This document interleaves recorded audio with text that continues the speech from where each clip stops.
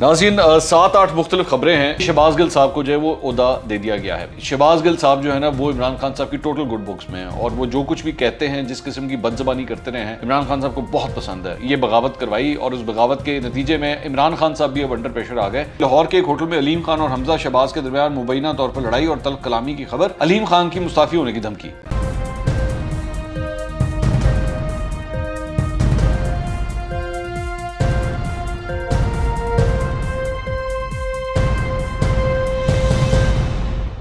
अस्सलाम वालेकुम नाज़रीन, मैं हूं मंसूर अली खान। अपने यूट्यूब चैनल के ऊपर आपको खुशामदीद कहूँगा। सबसे पहले आपसे दरख्वास्त के चैनल को सब्सक्राइब करना मत भूलिएगा और बेल आइकन ज़रूर प्रेस कीजिएगा।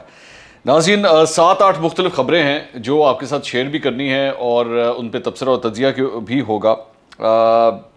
कुछ का ताल्लुक फेडरल गवर्नमेंट से है और कुछ का ताल्लुक जो है वो सूबाई हुकूमत, पंजाब हुकूमत से भी है। सबसे पहले ज़रा चलते हैं, बात करेंगे शहबाज गिल साहब की। शहबाज गिल और शहजाद अकबर का मामला जो है वो आज फिर इस्लामाबाद हाई कोर्ट के अंदर जो है वो डिस्कस हुआ। FIA की जानिब से जो है वो अपना जवाब जमा करवाया गया। FIA की जानिब से ये खबर सामने आ रही थी कि जी उनका ये कहना है कि शहबाज गिल और शहजाद अकबर के ख़िलाफ़ कोई इंक्वायरीज़ हैं जिसकी वजह से इनका नाम जो है वो स्टॉप लिस्ट के अंदर डाला गया था। तो इस सिलसिले में आज इस्लामाबाद हाई कोर्ट के चीफ जस्टिस ने वाज़ेह तौर पर अपने रिमार्क्स के अंदर भी बात कही कि इस तरह की बातें ना करें। हमें पता है ये पहले भी क्या होता रहा है और अब भी ये क्या हो रहा है, तो इस तरह की बातें मत करें। इनका नाम जो है वो अब बाकायदा तौर पर उस टॉप लिस्ट से निकाल दिया गया है। इसके साथ साथ अरसलान खालिद जो डिजिटल हेड थे PTI की गवर्नमेंट के अंदर, वो भी, आज़म खान जो साबिक प्रिंसिपल सेक्रेटरी थे और गौहर नफीस जो गालिबन एंटी करप्शन पंजाब में तैनात थे, इन सब के नाम जो है वो स्टॉप लिस्ट में डाले गए थे। इनके नाम जो निकालने का हुक्म जारी किया गया है। तो मैं पहले भी इस हक़ में नहीं था और मैं नहीं समझता कि ये कोई अक्लमंदी वाली बात है कि बिला वजह सिर्फ सियासी मुखालफत की वजह से जो है वो आप लोगों के नाम स्टॉप लिस्ट के अंदर डालें। मेरे ख्याल में इस्लामाबाद हाई कोर्ट, और मुझे हंसी भी इस बात की आती है कि यही इस्लामाबाद हाई कोर्ट है जिनके ऊपर ये लोग कितनी तनकीद कर रहे थे आज से 2-3 हफ्ते पहले, और कवल शोज़ब और ये लोग सारे जो है वहाँ पे पहुँच गए थे और इन्होंने कवल शोज़ब ने तो एक्चुअली एक स्पेसिस के अंदर जो है वो इनको फ़िरौन शिरौन भी कह दिया था इस्लामाबाद हाई कोर्ट के चीफ जस्टिस को। तो वही इस्लामाबाद हाई कोर्ट जो है वो अब PTI को ये सारी रिलीफ दे रही है। तो क्वाइट सरप्राइजिंग, मतलब जो कुछ भी हो रहा है। इसके अलावा शहबाज गिल साहब के हवाले से एक और ख़बर ये भी है कि उनको इमरान खान साहब ने, ये आप नोटिफिकेशन देख रहे हैं, उनको अपना चीफ़ ऑफ स्टाफ जो है वो मुकर्रर कर दिया है। चीफ़ ऑफ स्टाफ वैसे तो बड़ा एक लगता है जैसे कोई फ़ौज का कोई ओहदा है, लेकिन ऐसा नहीं है। ये चीफ़ ऑफ स्टाफ बेसिकली वही ओहदा है जो नईमुल हक साहब और ओन चौधरी, आपको याद होगा एक ज़माने में बिल्कुल साथ साथ साई की तरह घुमा करते थे इमरान खान साहब के साथ। तो ये वो ओहदा है। बेसिकली इसका मकसद क्या होता है कि इमरान खान साहब से आपने जो भी उनके घर में कोई इंटरेक्शन होना है, मीडिया इंटरेक्शन होना है या अपने पार्टी के लोगों की कोई मुलाकातें होनी है, तो वो वाया आपको चीफ़ ऑफ स्टाफ जाना पड़ता है। तो ये शहबाज गिल साहब को जो है वो ओहदा दे दिया गया है। अच्छा, अब इससे क्या मुराद है? इससे मुराद ये है कि ये बेसिकली आपको याद होगा पिछले दिनों इनको वो PTI की यूथ का भी जो है, यूथ अफेयर्स का भी कोई वो इनको फोकल पर्सन या पता नहीं कोई इस तरह का कोई ओहदा शोदा दिया गया था। इसका मतलब है कि शहबाज गिल साहब जो है ना वो इमरान खान साहब की टोटल गुड बुक्स में है और वो जो कुछ भी कहते हैं, जो कुछ भी करते रहे हैं, जिस किस्म की बदज़बानी करते रहे हैं, इमरान खान साहब को बहुत पसंद है शहबाज गिल साहब की ये बदज़बानी।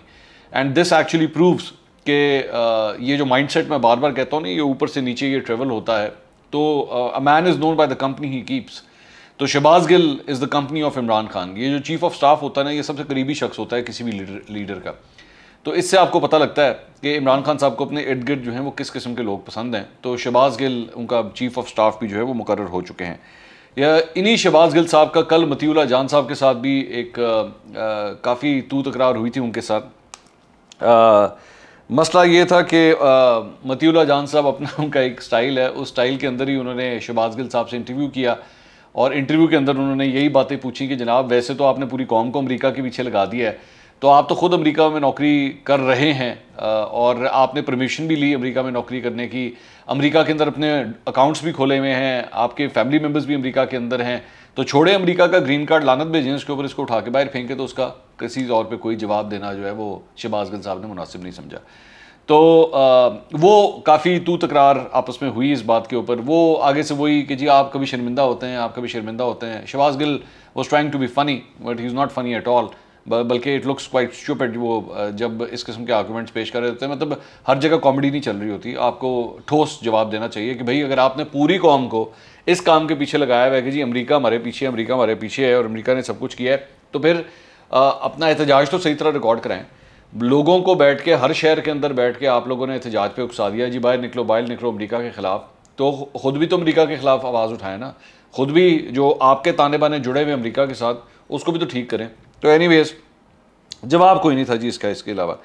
इसके अलावा एक और ख़बर ये है कि वज़ीर आज़म और मेरे कायद शहबाज शरीफ साहब वो कराची पहुँचे हैं और कराची में वो बेसिकली पाकिस्तान पीपल्स पार्टी और MQM के साथ जो है वो उनका शुक्रिया भी अदा करने गए हैं और मज़ार कायद के ऊपर हाज़िरी देने के लिए भी गए हैं। तो वो आज जब कराची पहुँचे तो CM सिंध मुराद अली शाह साहब ने जो है वो उनका इस्तकबाल किया। अब मेरी इत्तला के मुताबिक ये तो खैर एक वो कार्रवाई होती है, जब भी कोई वज़ीर आज़म मुंतखब होता है तो वो मज़ार कायद के ऊपर हाज़िरी ज़रूर देते हैं, सलामी देने के लिए जाते हैं वहाँ पे। लेकिन इसके अलावा जो मेरे पास अंदर से थोड़ी सी खबर आ रही है वो ये है कि पीपल्स पार्टी के साथ जो है वो नून लीग की अभी तक सेटलमेंट नहीं हो सकी है कि फेडरल कैबिनेट जो है वो किस तरह होगी, उसकी फॉर्मेशन किस तरह होगी, स्पीकर किसके पास जाएगा, सदर का ओहदा जो है वो किसके पास जाएगा, ये मामला अभी तक तय नहीं हुए। मुस्लिम लीग नून के कैंप से जो मेरे पास फीलर्स आ रहे हैं वो ये है कि पाकिस्तान पीपल्स पार्टी ने उनकी एक्सपेक्टेशन से ज़्यादा बड़ा चंक मांगा है। ट्राई टू डिकोड दिस, जो मैं बता रहा हूँ आपको, कि वो जो एक्सपेक्ट कर रहे थे, उन्होंने जो कैलकुलेशन की हुई थी कि अच्छा जी हम पीपल्स पार्टी को ये देंगे, वो उससे ज़्यादा पीपल्स पार्टी डिमांड कर रही है। मेरी इतला के मुताबिक सदर का ओहदा, स्पीकर का ओहदा, चेयरमैन सेनेट का ओहदा, ये वो मांग रहे हैं कि जी वो हमें चाहिए। तो अब ये सब कुछ वो किस तरह मतलब हैंडल करते हैं, इस पर अभी गुफ्तगू हो रही है। मैं ये नहीं कह रहा कोई मामला कोई कन्फ्रंटेशन के मोड़ तक पहुँच गया, ऐसी बात नहीं है, लेकिन जो अंदर से इतलात आ रही है वो इसीलिए अभी तक आप देख लीजिएगा, परसों शहबाज शरीफ जो है वो वज़ीर आज़म मुंतखब हुए थे, लेकिन 48 घंटे हो चुके हैं, अब तक फेडरल कैबिनेट का जो है वो फैसला नहीं हो सका है, जिसकी वजह ये बॉटल नेक्स हैं जो मैं अभी आपको बता रहा हूँ। अच्छा, इसके अलावा एक और ख़बर ये है कि आज इमरान खान साहब ने 9 बजे एक जलसा करना है पेशावर के अंदर, उसकी काफ़ी धूमधाम से तैयारियाँ की जा रही हैं, सोशल मीडिया के ऊपर जो है वो काफ़ी उसको प्रोपोगेट किया जा रहा है। मेरा अगला वीलॉग एक्चुअली इसके ऊपर होगा, उसे देखना मत भूलिएगा। मेरी बड़ी इंपॉर्टेंट चंद सवालात हैं जो मैं इमरान खान साहब से पूछना चाहता हूँ, उसको वो मैं अगला वीलॉग उस पर आप देखिएगा। इसके अलावा एक और बड़ी इंटरेस्टिंग बात है, कल मैंने आपको ख़बर दी थी कि आज़ाद कश्मीर के जो वज़ीर आज़म हैं उनके ख़िलाफ़ जो है वो अब्दुल क़य्यूम नियाज़ी साहब, उनके ख़िलाफ़ तहरीक एतमाद जमा करवाई गई। और जमा किसने कराई? PTI के अपने लोगों ने। PTI के अपने लोगों ने इनके ख़िलाफ़ जो है वो तहरीक एतमाद जमा करवाई है और उसमें जो तनवीर इलियास साहब हैं वो पेश हैं, वो थे, बल्कि मैं थे का लफ्ज़ मैं बताता हूँ क्यों इस्तेमाल कर रहा हूँ, वो इसमें पेश थे। और इसकी वजह ये थी कि इमरान खान साहब ने ये जो असेंबलियों से इस्तीफ़ों वाली वो जो कहानी स्टार्ट की थी ना, तो मैंने आपको याद होगा मैंने पहले भी एक बात कही थी कि इसको इम्प्लीमेंट करवाना बड़ा मुश्किल काम होगा, बहुत से लोग बिदकेंगे इस बात के ऊपर, ख़ास तौर पे आज़ाद कश्मीर और गिलगित बल्तिस्तान। उसकी बहुत भाई करवाएं ना, वहाँ से भी तो इस्तीफ़े दिलवाएं। अब उसकी बहुत बड़ी रीज़न ये है कि आज़ाद कश्मीर और गिलगित बल्तिस्तान में अभी तो इलेक्शन हुए थे, तो ये लोग अभी मुंतखब हुए और ये जहाँ पे इनकी हुकूमतें हैं वहाँ से इस्तीफ़े दे दें, ये इतना आसान काम नहीं है। तो इसलिए वहाँ पे ये बगावत कराने का मकसद ये था कि वो जो तनवीर इलियास साहब हैं वो डे 1 से वज़ीर आज़म बनना चाहते थे, बड़ा पैसा लगाया है इन्होंने, बहुत पैसा लगाया था इलेक्शंस के अंदर, तो वो ज़ाहिर बात है अपने उस पैसे का रिटर्न तो वो चाहते हैं।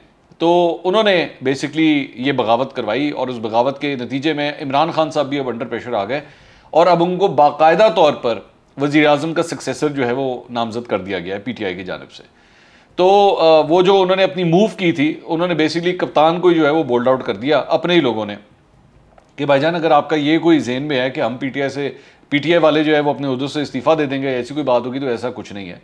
ये असेंबली चलेगी और आपके अच्छा ये कैंडिडेट जो है, ये जो नियाज़ी साहब हैं, अब्दुल क़य्यूम नियाज़ी, ये इमरान खान साहब ने बड़े चूज़ किए थे, बड़े इंटरव्यूज़ वगैरह हुए थे, मुझे आज भी याद है, बड़े इंटरव्यूज़ वगैरह हुए थे। और उसके बाद अल्टीमेटली वो, क्योंकि वहाँ पर बड़े ग्रुप बने हुए थे इनके, वो बैरिस्टर महमूद हैं वो थे, ये थे तनवीर इलियास, सबके इंटरव्यूज़ वगैरह किए। तो इन्होंने बाद में ये नियाज़ी साहब को निकाला था कि जी ये नॉन कंट्रोवर्शियल बंदा है, इसका किसी ग्रुप से कोई ताल्लुक नहीं, चलो इसको बना दो, तो इसलिए बनाया गया था। तो ये इमरान खान साहब की जो है वो ये बार बार कहते हैं मैं किसी से ब्लैकमेल नहीं होगा, ये ब्लैकमेल हो गए हैं, ये ब्लैकमेल हुए हैं। और उसके बाद तनवीर इलियास को जो है वो इन्होंने वज़ीर आज़म मुंतखब बाकायदा मुंतखब कर दिया सिर्फ फेस सेविंग करने के लिए कि अच्छा यार अब ज़ाहिरी बात है इतना प्रेशर है तो मुझे इसको बर्दाश्त करना पड़ेगा। तो तनवीर इलियास साहब के अगेंस्ट जो है वो इन लोगों ने नो कॉन्फिडेंस मोशन जमा भी करवाया हुआ है और तनवीर इलियास साहब अगले वज़ीर आज़म बन भी जाएंगे। उसके बाद एक और ख़बर जो है वो ये है कि FIA के डायरेक्टर साइबर क्राइम बाबर बख्त कुरैशी साहब उनका तबादला कर दिया गया। ये बाबर बख्त कुरैशी साहब बड़े मशहूर ज़माना है, इनके बारे में मशहूर है कि साइबर क्राइम विंग को हेड करते थे FIA की, और जितने मुखालिफिन थे उनको उठवाने छुटवाने का काम, बुलवाने का काम, इनके ज़रा पेच वगैरह कसने का काम वो इनके ज़रिए करवाया जाता था। तो पिछले 2-3 दिन के अंदर जो है वो आर्मी चीफ के अलावा पाक फ़ौज के हवाले से ट्रेंडिंग्स वगैरह हो रही थी, सब कुछ हो रहा था, और ये कहने वाले ये कहते हैं कि जी ये जिस तरह इनको अमल करना चाहिए था ये उस तरह नहीं कर रहे थे, और इस चीज़ की रोकथाम जिस तरह होनी चाहिए थी वो नहीं कर रहे थे। अब इनको जो है वो वहाँ से हटा दिया गया इस पोस्ट से, और गालिबन KP से किसी ब्यूरोक्रेट को ला के अब इस कुर्सी के ऊपर बिठाया जा रहा है। तो आहिस्ता आहिस्ता करके ज़ाहिरी बात है हर गवर्नमेंट में होता है, जो पिछली गवर्नमेंट होती है उसके लोगों को उठा के जो है वो साइड पे किया जाता है और अपने बंदे जो है वो फिट किए जाते हैं। तो PTI ने भी ये किया हुआ है, कोई मैं आपको ये नहीं कह रहा कि इसमें कोई गुनाह है, PTI ने भी ये किया था। शुरू में नून लीग के लोगों को जो उनके ब्यूरोक्रेट्स थे उनको हटाया गया था, अब नून लीग भी ये कर रही है।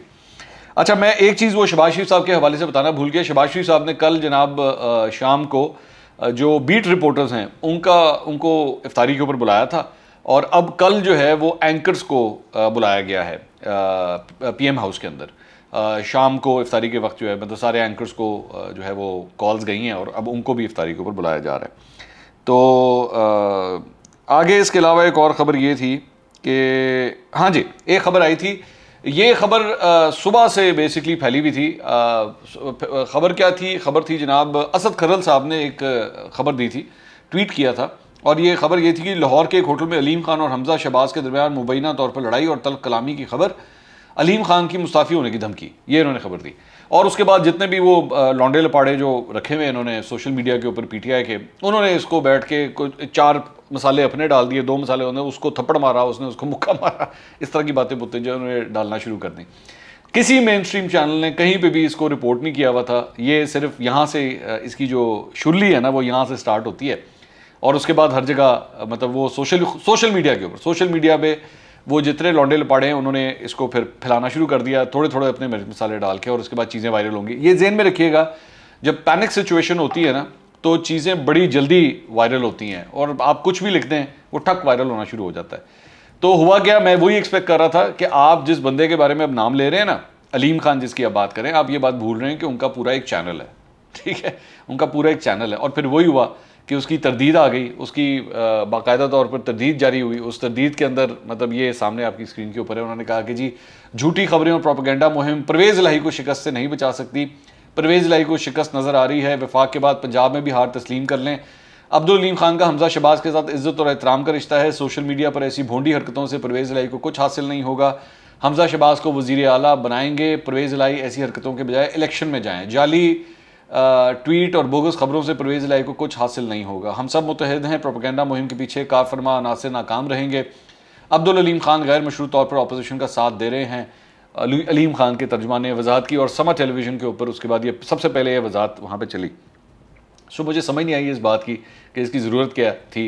मतलब उनकी लड़ाई है, झगड़ा है, कुछ भी है, वो सब कुछ 1 मिनट में सामने आ जाएगा। बहरहाल दोनों साइड से मैंने इस बात को पूछा, दोनों साइड्स ने इस चीज़ को कंफर्म किया कि ऐसी कोई बात नहीं है। मुझे नहीं समझ आई इसका मकसद क्या था। अच्छा, इसके अलावा एक ख़बर ये है कि हाँ, पंजाब की, क्योंकि अब ज़रा पंजाब वाली साइड पे आ गए, तो पंजाब की साइड से पंजाब में काफ़ी हद तक मिनिस्ट्रीज़ जो हैं वो अपनी फाइनलाइजेशन की तरफ जा रही हैं, क्योंकि नंबर गेम काफ़ी हद तक नून लीग उसके अंदर कंफर्टेबल नज़र आ रही है फ़िलहाल।